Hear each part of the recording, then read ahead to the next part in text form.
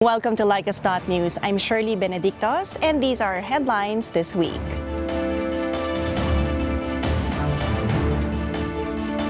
Catholics accuse the Indian government of double standards over this week's Hindu festival. Marginalized groups across South Asia were overlooked in vaccination programs. UN rights chief warns of full-blown conflict in Myanmar. Catholic Church in South Korea posts record low growth amid the pandemic. The Philippines has the most number of children baptized as Catholics. Catholic Bishop of Marawi calls for solidarity with Muslims during Ramadan. Pope Francis says the church is a great school of prayer. And now to our stories.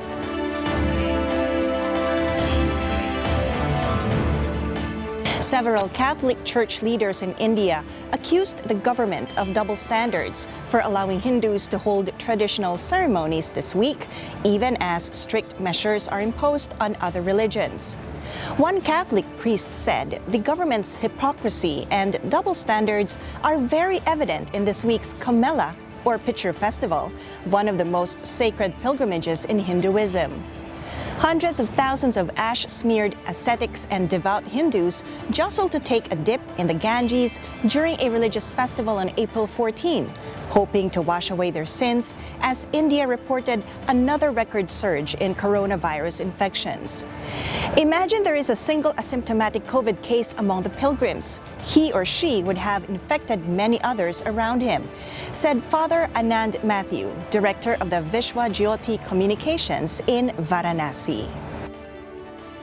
Marginalized groups in South Asia are being denied access to COVID-19 vaccination programs, largely due to a lack of awareness and limited access to technology. Amnesty International said among those in danger of not getting a vaccine shot in the region include slum dwellers, Dalits, ethnic minorities, workers including laborers, people in rural areas, prisoners, and internally displaced people. The South Asian region consists of the countries of Afghanistan, Pakistan, India, Nepal, Bhutan, Bangladesh, the Maldives, and Sri Lanka. The rights group added that others, including refugees and migrants, have been excluded entirely from government vaccine campaigns in many countries up to now. A top United Nations official has warned that Myanmar risks falling into a conflict similar to the civil war that ravaged Syria. UN High Commissioner for Human Rights Michelle Bachelet said the Myanmar military, known locally as the Tatmadaw, appears intent on intensifying its pitiless policy of violence against the country's population, using military-grade and indiscriminate weaponry. The UN official's warning came as Myanmar activist group, the Assistance Association for Political Prisoners, said that security forces in the country have killed over 700 protesters since the February 1 military coup. The Catholic Church in South Korea recorded its lowest growth rate in new churchgoers last year at the height of the coronavirus pandemic. As of end 2020, there were only 5,923,300 Catholics in the country, up only 8,631 or 0.15% from the previous year, according to statistics from the Catholic Bishops' Conference. The increase rate was significantly lower than the corresponding figures of 0.9% and 0.8% tallied in 2018 and 2019, respectively. The report said the low growth rate was due to the prevailing coronavirus pandemic. The figure was the lowest since a proper census of Catholic churchgoers in South Korea was first conducted in 1954, a year after the two Koreas reached an armistice agreement. The Philippines has the most number of children baptized as Catholics, according to data in the Catholic Church's latest statistical yearbook. The country also ranked third in the world with the most baptized Catholics. The Philippines recorded more than 1.6 million baptisms of children under the age of 7 at the end of 2019.